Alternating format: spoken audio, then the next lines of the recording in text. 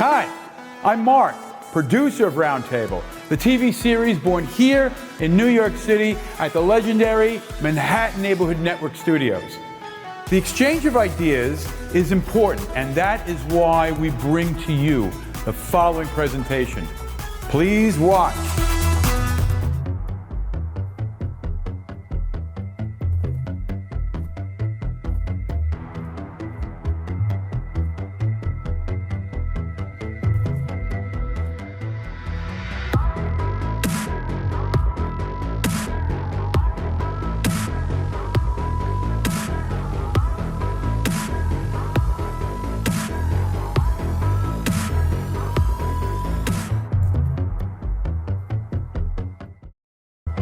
Yeah. Good evening and welcome to Single Shot Show at Manhattan Neighborhood Network's Roundtable. Tonight we will be talking about innovative techniques and approaches in photography. This year was very fruitful for modern and unusual approaches of photography. We've seen quite a few amazing artists doing something that nobody did before, and tonight we have somebody who did something truly unique, which involves playing with time, playing with film, and playing with photography in a very unusual way. That would be Susan Richman. Hello, Susan, and thank you very much for joining us today. We've seen you on Art on Paper, I believe, right? And your works immediately caught not only our attention, but probably of everybody who was passing by. And they essentially, if I may just describe what I've seen, are photographs of frozen moments in life of vegetation, of plants, and they just beautifully created. And let's see how they created, and let's see how we came to start creating them. Thank you so much for having me. I really appreciate it. Thank you for joining us. Okay, so let's start with the process. So, as I understand, the process starts with actually creating a sculpture, right? Correct. So I had studied about Chinese paper making and Venetian paper making and ways that you can lay inks and water. So what I do is I actually create sculptures where I'm creating different layers, and each layer I'm embedding different dyes and inks and physical materials. And when I get the layers the way that I want, I actually then freeze the sculptures.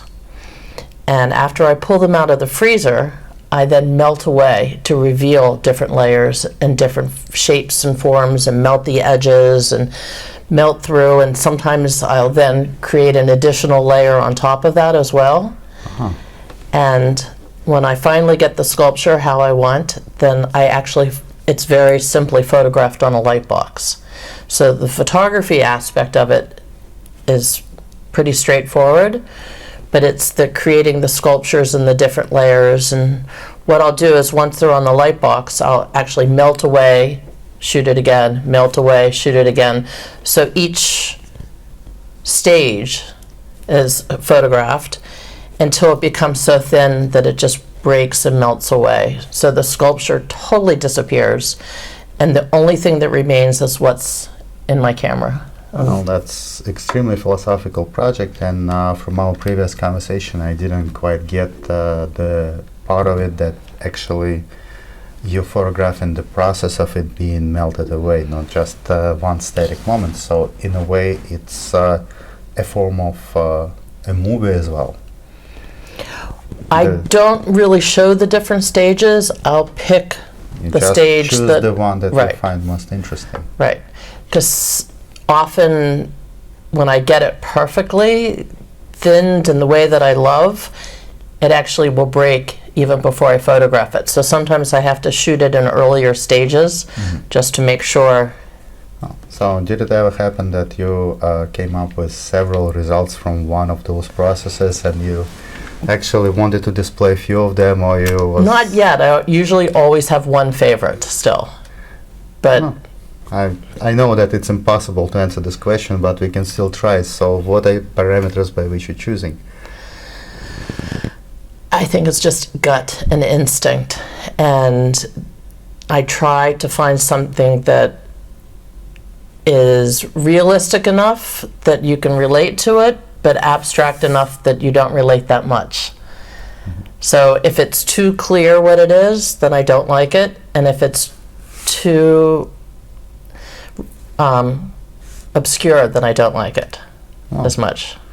So basically it's something that leaves room for interpretation but provides enough information. Right. At one point he was mentioning that he was also using verbal part as the part of this process as well. He was actually freezing the written words inside of the installation. I've been experimenting with that, and I think the whole thing for me, there's just so much room to grow in this whole new series that I'm working at, that, you know, I've been playing with shattered glass, I've been playing with written words, I've been embedding different objects, and it's still a work in progress. I'm not sure exactly the direction that it's going, and I keep shooting it in different directions all the time. Well, that's indeed what makes it exciting. But again, if I may roll back a little bit to the temporal nature of those installations, they're indeed beautiful objects. Was you ever considering maybe creating them as something that can be preserved on its own, not just photographically? It would be a different process. It would be a whole different thought process. And I think what's exciting for me is that they disappear, that they're not permanent. And people have said, oh, you should do it in resin, or you should do this and that. And that was one of the things I was considering. Right, but then it removes... It removes the instantaneous from it, of course. It's a completely different approach. Right, and I also like the spontaneity of the melting and what happens, and because it's not something you can control 100%, and everything's a happy accident. Oh, that's indeed the important part of your process, the fact that you can't really predict in which speed which part of it will be melting and what it would reveal on each specific layer. Exactly. So did it ever happen that the whole thing just melted and you didn't find something in there? Right, a lot. It happens a lot. And where it's very, very clear, it's extremely thin.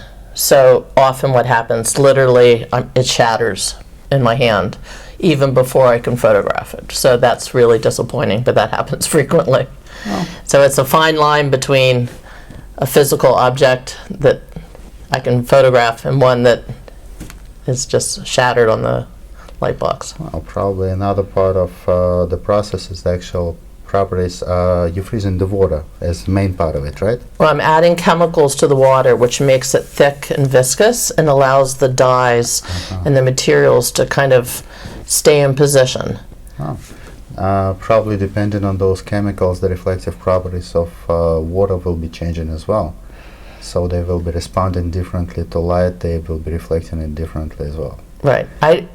It becomes less transparent, and often there's like bubbles and flaws, which I think add interest too.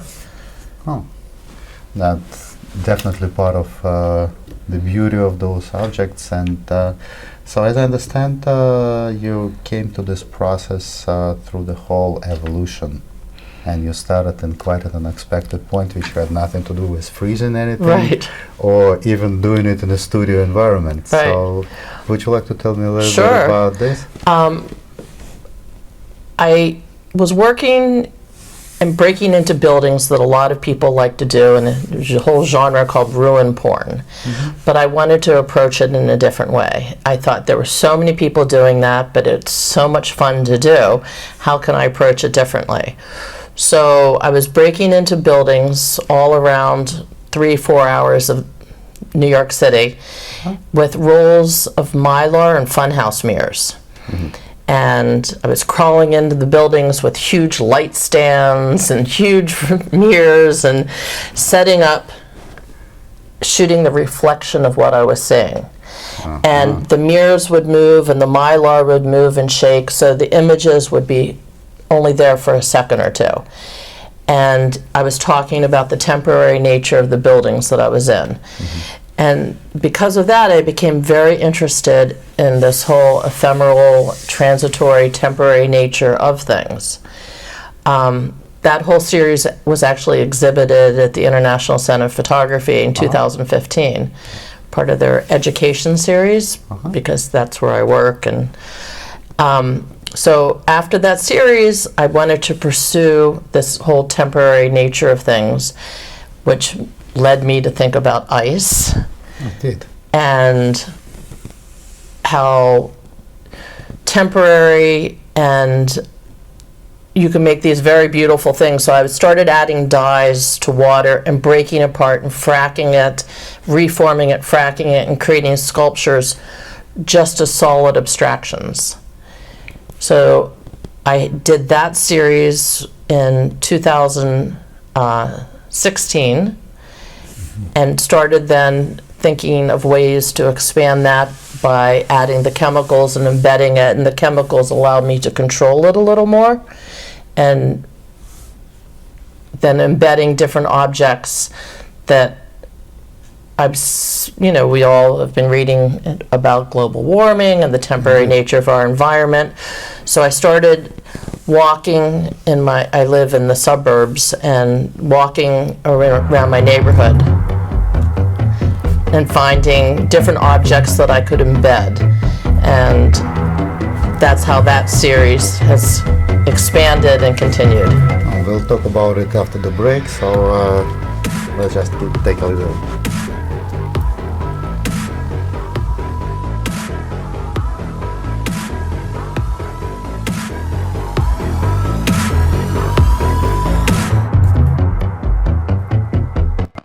Hello, this is Alex AG from Single Shot with another single trick.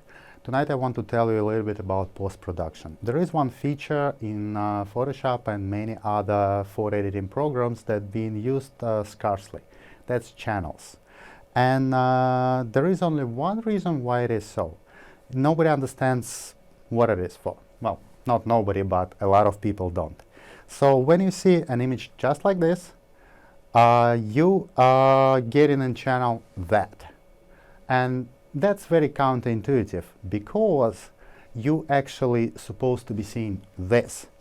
3 separate sets of color, not of grayscale. So if you would think of each channel as specific color, for example, of red being red instead of grays, blue being blue instead of grays, and green likewise, you'll find channels very useful for editing.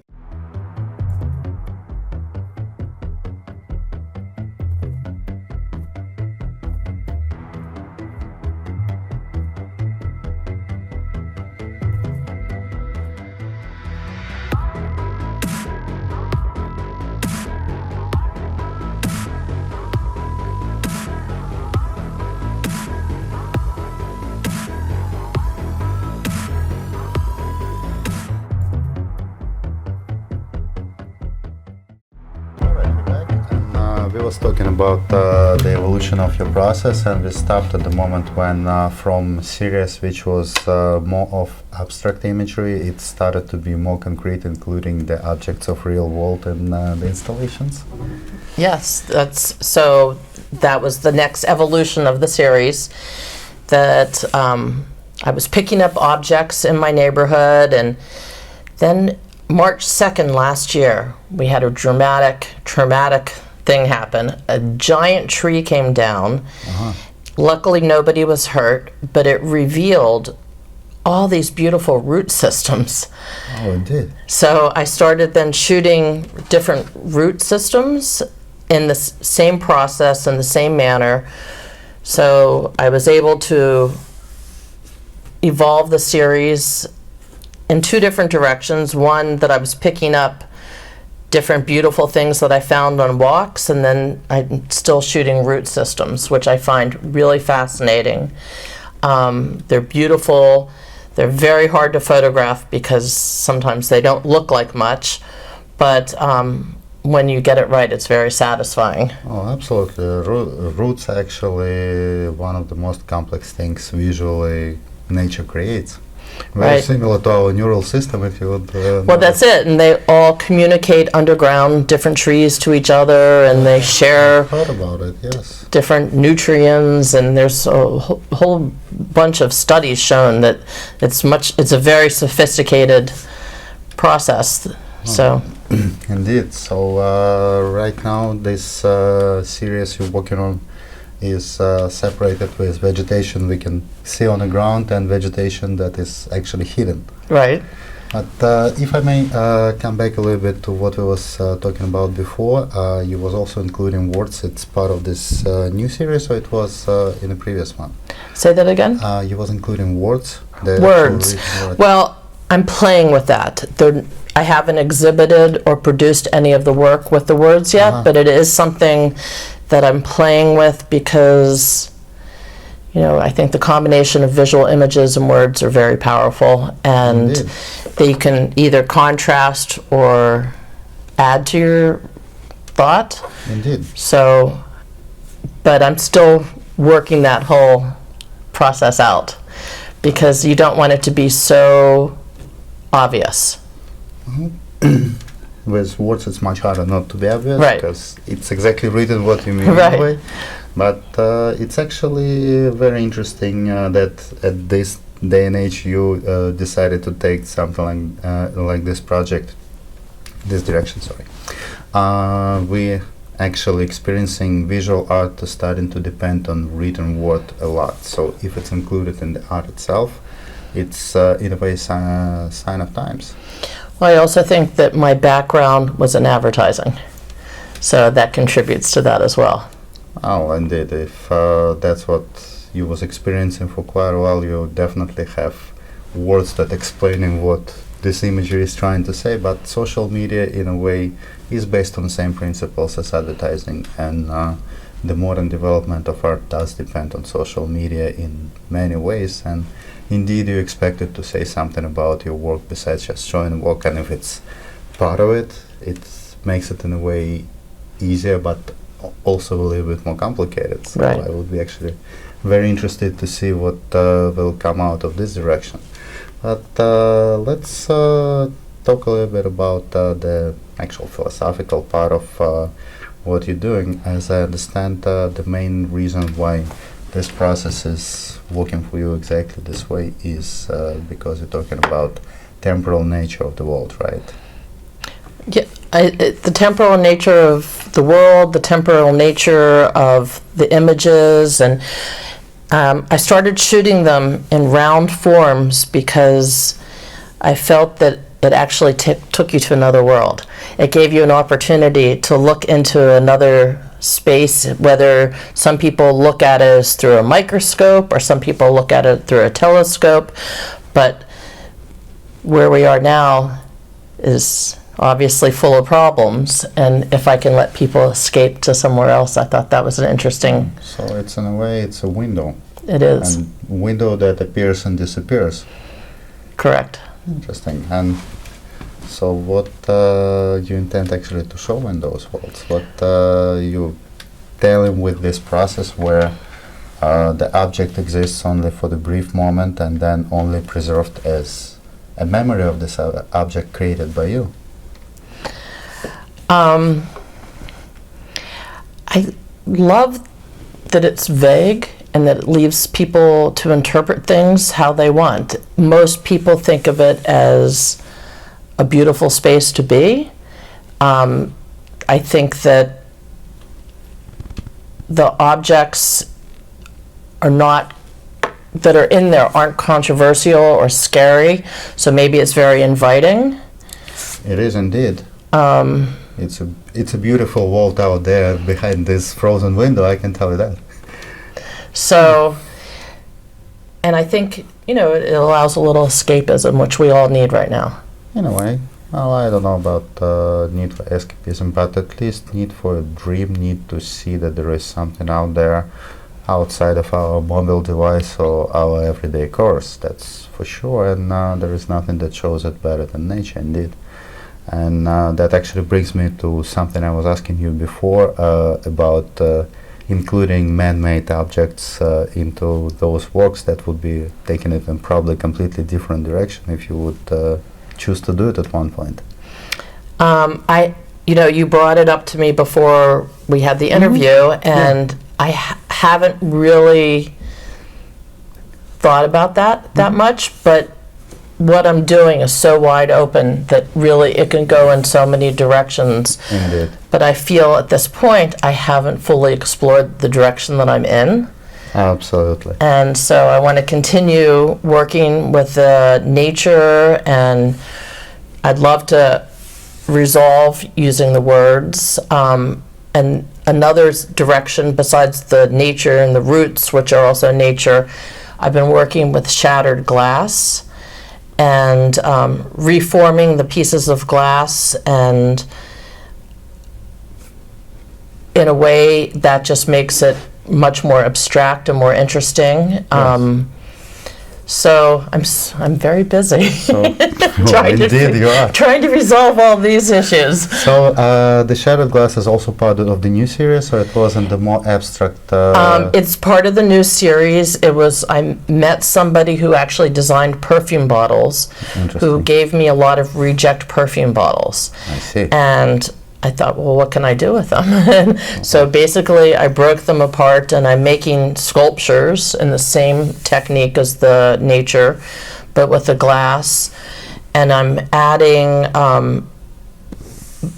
bubbles and different organic things in it to make it seem not as to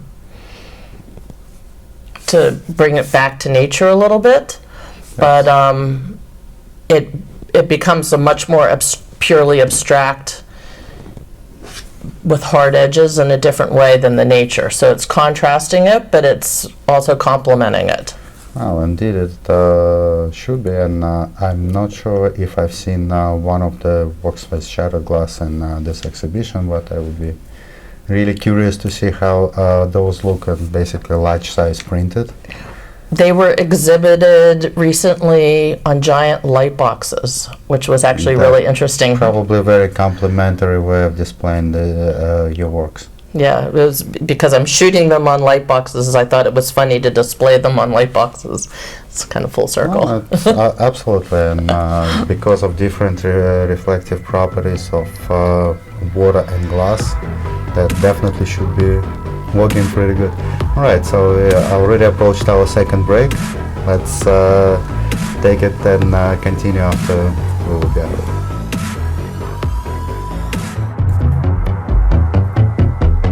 Welcome to Single Trick at Single Shot. Today we're going to be talking about switching from digital to film. A lot of people do nowadays, and if you decided to do that, either just to try or as your conscious decision to switch altogether, there will be a lot of things you will need to learn, and a lot of things you will need to change in the way you photograph. But there is one thing that is very important, and you will really have to know it in order to avoid major disappointments. In digital, as you probably know, if you take a photograph, you really have to make sure it's not overexposed. Otherwise, there is nothing you can do. In RAW, white is always white. You can't change it. In film, on the other hand, overexposed image can be corrected through development of the negative, but underexposure sometimes is completely fatal and final. So just make sure that you will change it underexposure for overexposure.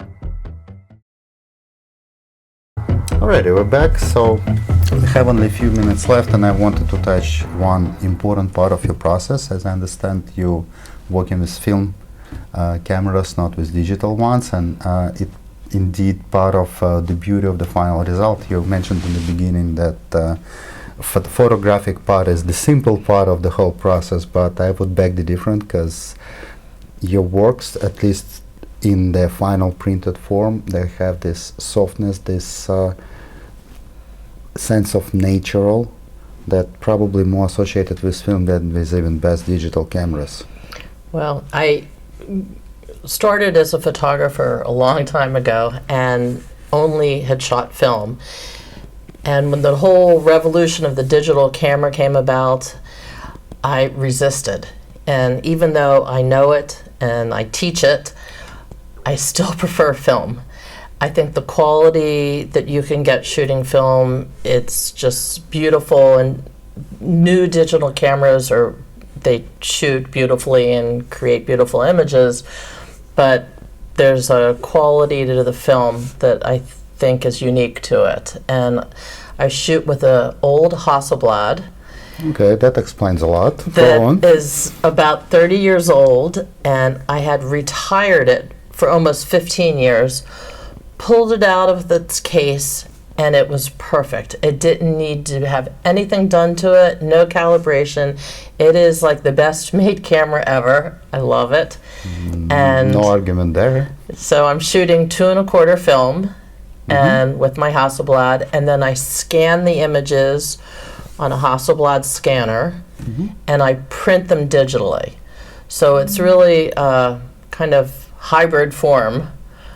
Well, most of the photographers who still shoot films are creating the copies of their work digitally nowadays. I mean, it's pretty much became a standard. But Right.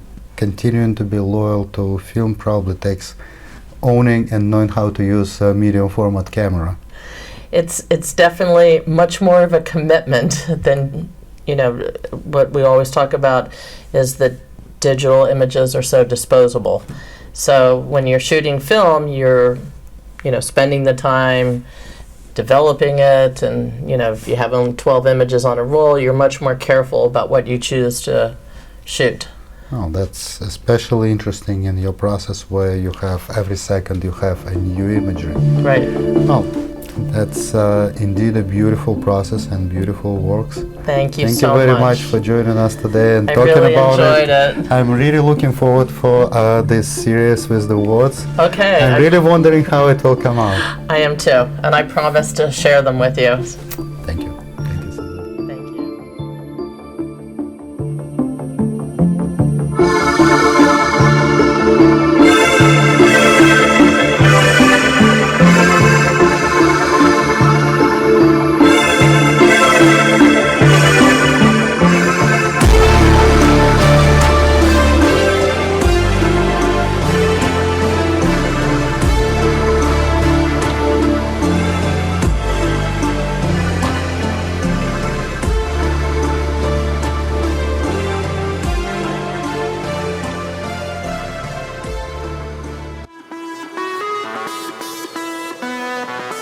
I hope you found that worth watching as much as I did. I'm Mark for Roundtable. Thanks for watching. See you next week.